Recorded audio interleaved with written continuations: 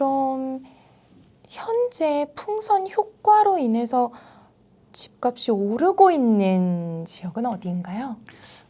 지금 이제 우선 토지 지역을 한번 볼게요. 이제 재미난 그림인데 여기 보게 되면은 여기 파란색으로 표시된 게 이제 기존에 3월부터 토지로 묶였던 데예요. 이제 강남 3구와 용산구 여기가 토지가 묶였던 거고, 여기 약간 이렇게 분홍색으로 보이는 데가 이제 기존에 요번에 이제 신규로 토지로 확대된 거죠. 서울에 21개 지역, 그다음에 경기도 12개 지역, 그래서 33개 지역이 이렇게 이제 토지가 확대되는 건데, 요 그림 보면 아주 재미있는 그림이에요. 우리가 보통 이제 서울의 중심이 어디입니까? 라고 하게 되면은 어디예요? 서울의 중심 그러면은 서울시청? 그렇죠. 네. 네, 서울시청이죠. 서울시청입니다. 네네. 서울시청 어디냐면 서울의 중구에 있어요. 이거 파란색 쪽도 아니고 여기 중구에 있습니다. 네네. 그래서 당연히 서울시청이 서울의 중심입니다. 하지만 이거는 행정적인 의미에서 서울의 시청이고요.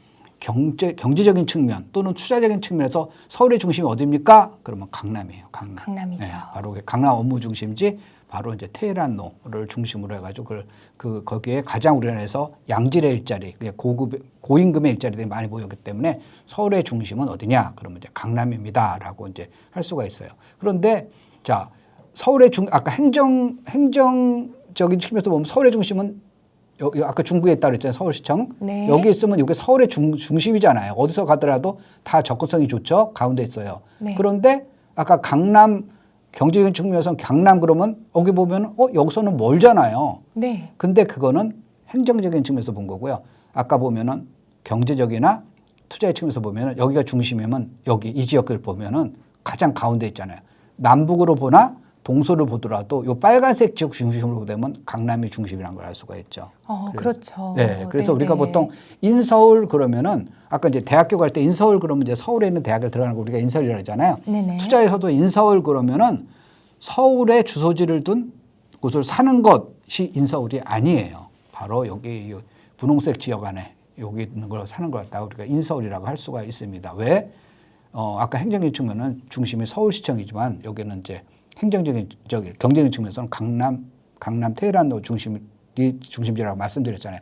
여기서까지 접근성이 좋은 데가 어디냐를 보는 거니까 여기가 정확하게 여기서 나온 그림의 정확하게 가운데가 이제 강남이다라고 할 수가 있습니다. 그래서 이런 지역이 이제 규제 지역에 묶인 거고, 사실 아이러니하게도 이게 뭐냐면 정부에서 찍어준 거죠.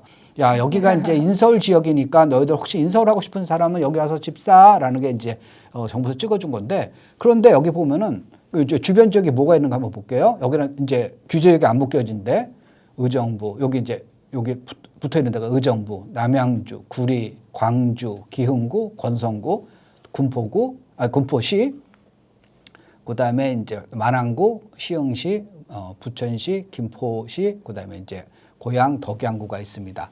자, 그런데 여기 보면은 서울하고 여기 직접적으로 서울에 맞다는 거 보면은 여기 보면은 만안구가 여기 네. 쏙 들어갔잖아요. 그러네요. 그렇죠. 예. 네네. 안양 같은 게 보면 안양은 이제 동안구가 있고 이제 만안구가 있거든요. 동안구가 우리가 이제 흔히 아는 이제 평촌을 이제 동안구라고 그래요. 네네네. 그런데 그 안양의 나머지 반쪽 그게 만안구인데 여기는 이번에 규제 지역에 빠졌어요. 여기 보면 여기서 보면은 지금 현재 보면은 서울하고 접근성이 나쁘지가 않은데 여기서 보면 관악구나 아니면 이제 금천구하고 바로 붙어 있는 데가 이제 만안구인데 지하철 1호선이 이제 만안구를 통해서 이제 이렇게 금천구를 통해서 서울로 가잖아요. 네네. 그래서 여기서 보면 여기 만안구인데 여기는 규제역에 빠졌어. 그러니까 여기가 지금 오르고 있고요. 또 하나는 뭐냐면 이쪽에 구리도 쏙 들어갔잖아요. 네. 여기가 만약에 이렇게 연결된다. 여기 만약에 분홍색 지역 이렇게 연결된다면 스무스하게 연결된 데인데 여기만 쏙 빠졌잖아요. 그러니까 네네. 구리에서도 여기 이제 송파, 잠실 이런 데 접근성이 좋거든요. 그러니까 여기도 많이 오른 거예요. 네. 그래서 지금 만안구 많이 오르고 구리 많이 오르고 또 하나 오른 데가 이제 화성에 있는 동탄인데요. 네. 동탄은 왜 오르냐 하면 우리가 이제 2기 신도시 중에서 대표 주자라고 하게 되면 판교, 네. 그다음에 위례, 그다음에 광교, 동탄이에요. 요 네 개 지역인데 거기서 보면 나머지 판교나 위례, 그다음에 광교는 이번에 규제역에 묶였어요. 그렇죠? 네네네. 네, 규제역에 묶었는데 동탄만 규제에서 빠진 거예요. 예, 그러니까 사람들이 과거부터 이제 비교되는 게 광교가 좋으니 동탄이 좋으니 막 이제 서로 이제 그중에서 네네. 막 이제 그 커뮤니티 같은 데서 막 싸우고 그랬잖아요. 부동산 커뮤니티 같으면은 그렇죠. 동탄이 더 좋아 또는 광교가 더 좋아 어디다가 부비냐 그러고 막 서로 막 싸우는데 네. 광교는 요번에 묶였고 동탄은 안 묶이는 거니까 사람들이 그러면은 내가 어차피 새 아파트 살고 싶어. 라고 하면은 그다음에 내가 회사가 경기도 남부에 있어. 그러면 굳이 광교에 사는 것보다는 오히려 동탄에 사는 게 낫겠네라고 생각하면서 이제 사람들이 수요가 이제 동탄으로 이제 몰려가게 된 거죠. 그래서 아까 말씀드린 이제 안양 만안구라던가 지금 구리시라던가 화성, 동탄 이런 데가 지금은 이제 수요들이 조금 풍선 효과로 이제 몰리고 있다라고 할 수가 있어요. 그러면 말씀하신 것처럼 안양의 만안구, 네. 구리, 네. 화성 네. 이 세 개 지역이 많이 오른다라고 많이 오르고 있다고 하셨는데 네네. 그럼 이들 세 개 지역도 규제 지역에 편입될 가능성이 있을 것 같으세요? 있죠. 사실 보면은 이제 정량적인 측면에서 보면은 이제 요 세 개 지역이 묶일 수가 있어요. 그런데 이제 지금 현재 우리가 고려될 게 지금 현재 뭐 정치권에서 계속 이제 문제가 됐잖아요. 그러니까 예를 들어서 이 서울의 도봉구 같은 데는 옛날 이 이제 조정 지역이나 투기 가열 지역을 묶을 때 물가 상승률 기준으로 묶거든요. 그러면은 물가 상승률을 갖다가 몇 퍼센트 잡을 것이냐, 또 집값 상승률을 몇 퍼센트 할 것이냐, 그러니까 이거 갖고 막 비교를 하는데 집값 상승률을 갖다가 원래 7, 8, 9 이걸 갖다가 기준으로 해가지고 10월 달에 이제 묶였으니까 요 세 개 통계를 해야 되는 건데 구토교통부에서 6, 7, 8 갖고 통계를 했거든요. 네. 그러니까 이제 공교롭게 이제 10월 15일 날 발표하는데 그날 통계가 그날 발표되는 날이 이제 10월 15일이었거든요. 근데 그날 발표하는 걸 갖다가 반영했으면 이제 구토교통부가 틀린 건데 사실 보면은 그 전에 통계를 한 거죠. 그러니까 이제 그거 갖고 나중에 시간 갖고 막 지금은 싸우더라고요. 그래서 몇 시에 발표하는 동안 이제 그거 갖고 싸우는데, 근데 사실 그걸 피하려고 그러면 사실 피하려고 하면 구토부에서 그걸 하려면 10월 16일 날 발표해서 되거든요. 11호 조치가 아니라 11.6 조치하게 되면 10월 달 통계가 당연히 반영이 됐어야 돼요. 근데 이제 뭐 누가 맞다 틀렸다는 그거는 뭐 법원에서 이제 판단을 할 거고, 그런 논란이 있는데, 그러니까 거기 들어가냐 만들어내냐 그 논란이 있는데 여기 새로 신규 세 개를 갖다가 집어넣어 그러면은 조금 혼란이 더 될 것 같아요. 그래서 이제 만약에 이제 1월 달에 내년 1월 달이나 이제 이럴 때 결론이 나와가지고 몇 개 지역은 빠진다라고 하면서 몇 개 지역은 빠지고 그다음에 몇 개 지역을 더 넣겠다 그러면 아까 요 세 개 지역은 더 그때 한번에 조정될 때 이제 들어갈 가능성은 있는데 그게 이제 확정되지도 않은 상태에서 요 세 개 지역을 더 넣게 되면은 이게 지금 논란을 더 확대되는 거죠. 정부에서는 그 논란을 좀 이렇게 축소하고 이제 이건 뭐 그럴 수 있어. 그리고 넘어갔으면 좋겠는데 근데 자꾸만 사람들이 자꾸만 그거 갖고 집요하게 물고 늘어지니까 그런데 여기도 세 개 지역을 더 플러스하는 거는 논란을 확대시는 거니까 지금 당장은 여기가 뭐 폭등 수준으로 오르는 게 아직은 아니니까 규제 지역에 들어오기에는 조금 부담스럽다. 그러니까 내년에 혹시 조정이 되면은 그때 들어갈 가능성이 있어도 지금은 아니다라고 보고 있습니다. 그러면 만약에 이들 지역이 규제 지역으로 지정되면 다음은 어디가 오를 것 같으신가요? 그러니까 너무 직설적인 질문인가요?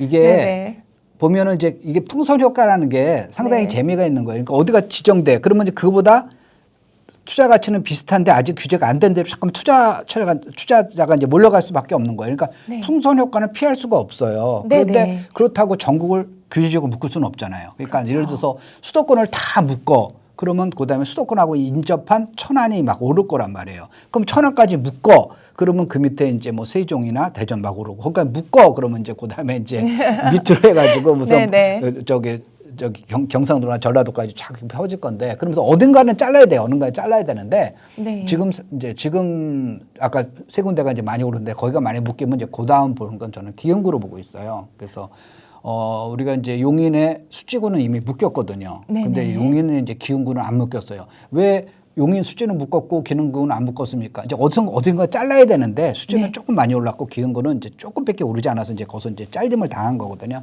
그러니까 기흥구 입장에서는 다행인 거고 수지구 입장에서는 조금 억울한 것도 있죠. 그래서 이제 기흥구는 상대적으로 적게 오르고 수지구는 많이 올라서 이제 자른 건데 기흥구 같은 경우는 이제 앞으로 집값이 오르는 확실한 호재가 있죠. 뭐가 있냐면 GTX-A. 그러니까 GTX-B나 이제 GTX-C 같은 경우는 아직은 뭐 짓겠다 뭐 이렇게 하겠지만 본격적인 착공도 안 들어가는 경우도 많아요. 그래서 하겠다 지금 뭘 하겠다가 뭘 하겠다가 전부 다 미래형으로 얘기하지만 GTX에는 지금 공사를 하고 있거든요. 그래서 날짜가 정확히 그렇죠. 정해졌죠. 2028년이면 지금 이제 2년 반 정도 남았죠. 2년 반 정도면은 삼성역까지 완전 개통이죠. 그 전에 이제 2027년에는 삼성역에서 정차는 하지만 삼성 역사는 못 쓰고요. 삼성역 2호선을 이제 쓰게 됩니다. 그래서 지금 확실한 그 호재가 있는 이제 GTX A 지역의 기흥구 같은 경우는 거기 이제 GTX A의 그 정차 그 역이 생기죠. 그래서 정차역이 지금도 있는데 지금은 이제 수서역밖에 안 가는 거니까 지금 네. 그 효과를 별로 발휘하지 못하는데 이제 2028년 가면 그 효과가 굉장히 이제 그 높게 이제 그 가치가 높아진다라고 할 수가 있습니다. 그래서 기흥구 같은 데가 이제 고다음 타자로 지금 아까 세 개 지역 네. 이외로 보게 되면 고다음 타자로 이제 많이 오를 지역으로 이제 우리가 생각할 수가 있어요. 그러면 용인 기흥구도 규제 지역에 묶이는 걸까요? 아니 그러면 이제 그다음에 이제 처인구를 안 묶일 거냐 뭐 이제 이런 식으로 가면 네. 오산은 어떻게 될 거냐 뭐 이제 이래가지고 나중에 뭐 안성 평택은 어떻게 할 거냐 이러면서 이제 수도권 전체가 되는 거고 그렇게 되면 나중에 아까 천안은 어떻게 될 거냐 이런 이슈가 되기 때문에 이제 어딘가는 잘라야 되거든요. 그러니까 네. 그걸 갖다가 정부에서는 맨날 고민을 하는 거죠. 야 여기까지 묶여야 되는데 그다음에 여기가 오르면 그다음에는 어서 잘라오는 거죠. 요번에도 사실은 이제 정부에서 조금 아까 이제 논란이 되는 게 우리 동네 안 올랐는데 왜 우리 동네가 왜 강남하고 똑같이 취급을 받아야 돼? 이렇게 된 데가 많잖아요. 서울의 네, 외곽 지역에 그렇죠. 사실은 거의 안 올랐거든요. 금천구 같은 데는 거의 안 올랐어요. 거의 올랐어요. 연초 대비해서 오히려 마이너스예요. 그래서 네. 그런데 왜 우리 지역은 하나도 안 올랐는데 강남이나 뭐 송파, 서초는 많이 올랐지만 우리는 안 오는데 왜 우리가 거기에 똑같이 우리가 토호제 관리되고 투기 과열지구야. 무슨 투기가 어디 있어? 금천구 이제 이렇게 얘기를 하는 건데 네. 정부 입장에서는 왜 그렇게 이번에 좀 이렇게 무리수를 두면서 많이 묶였냐면은 바로 풍선 효과 때문에 그런 거예요. 여기 어디 일부 지역만 약간 이제 한가운데만 묶이면은 반드시 이제 동대문구나 뭐 서대문구나 아니면 이제 관악구나 이런 사이드로 오를 거거든요. 네. 그러니까 오케이. 그냥 이번에는 왕창 우리가 물고기 잡는데 그 물고기인데만 그러니까 그물을 대지 말고 주변에 넓게 확 대자라고 했는데 사실은 그 주변에 있는 지역에서는 억울한 거죠. 아니 우리 오르지도 않은데 왜 우리를 묶어라고 하는 건데 그래서 이제 정부의 고민이 거기는 겁니다. 어디까지 묶일 것이냐라고 하는 건데 그래서 물론 이제 어느 지역에 굉장히 급등하면 묶을 수밖에 없어요. 이제 정부에서는 묶을 수밖에 없는데 이제 조금만 오른다고 그걸 갖다 묶기에는 조금 이제 조금 정치적 부담이 굉장히 크죠. 그러면 이런 식으로 풍선 효과가 조금이라도 나타나는 지역을 모두 규제 지역으로 묶는다면 네. 어떤 일이 벌어질까요? 만약에 이제 극단적으로 전국이 다 규제 지역으로 묶였다, 토지를 했다. 그럼 이제 전세 세입자한테는 굉장히 힘든 거야 되는 거죠. 그렇죠. 네. 집을 가진 사람은 매도할 수 없다는 문제가 있지만 이제 세입자 입장에서 볼게요. 어떤 현상이 벌어지는가 하면요. 집을 파는 사람 누가 팔아요? 그러면 전세가 만기가 되거나 그다음에 집을 현재 그 집에서 살고 있는 사람한테 파는 거잖아요. 그렇죠. 근데 그러면 사는 사람 입장에서 뭐냐면 그 집에서 실거주할 사람만 살 수가 있죠. 그렇죠. 그 집을 사가지고 전세를 줄 사람은 살 수가 없어요.